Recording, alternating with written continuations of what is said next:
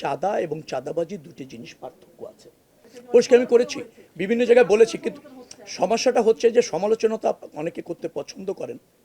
যারা সমালোচনা করতে চান তাদেরকে তো আর নিবৃত্ত আপনি করতে পারবেন না। আমি বুঝাতে চেয়েছি চাঁদা এবং চাঁদাবাজি দুটি জিনিস পার্থক্য আছে।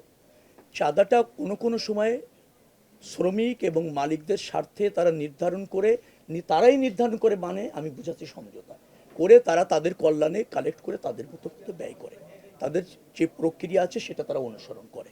আর সেটা একটা কোনো কোনো জায়গায় এটাকে চাঁদাবাজি বলাটা কঠিন। চাঁদাবাজি আমি বলতেছি চাঁদাবাজি হচ্ছে সেইটি যেটি মানুষকে বাধ্য করে জোর করে নেওয়া হয়, তাদের নির্ধারিত প্রক্রিয়া না, কোনো অবৈধ শক্তি সেটা করতে চায়, সেটা করার কোনো সুযোগ নেই।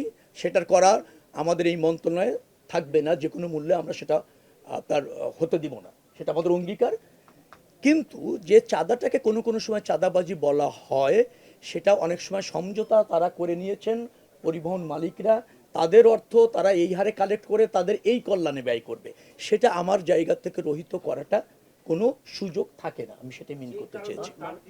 কতটা হচ্ছে, আমি শ্রমিক কেন্দ্রীয় সংগঠন যারা আসছে তাদের নিয়ে বসেছি ওই ঘটনার পর, মালিকদের যে সমস্ত ইয়ে আছে, সমিতি আছে, তাদের নিয়েও বসেছি, তারা তারা ব্যয় করেন।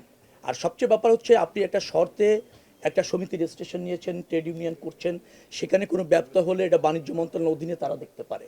চাঁদাবাজি নিশ্চয়ই একটা ফৌজদারি অপরাধ, সেটা যদি ঘটে অভিযোগ থাকলে আমাদের কাজটাকে সেটা হচ্ছে নিশ্চয়ই স্বরাষ্ট্র মন্ত্রণালয় দেখতে পারে, ফৌজদারি অপরাধ হিসেবে ব্যবস্থা নেবে।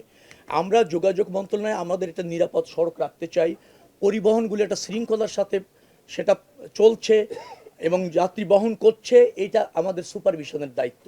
সে জায়গায় আমরা মনোযোগী আছি। যেখানে ব্যত্যয় হচ্ছে আমরা স্বরাষ্ট্র মন্ত্রণালয়, বাণিজ্য মন্ত্রণালয়ের সহযোগিতা নিয়ে এখানে একটা জবাবদিহিতা আনার চেষ্টা আমাদের অঙ্গীকার, এবং সেটা করছি।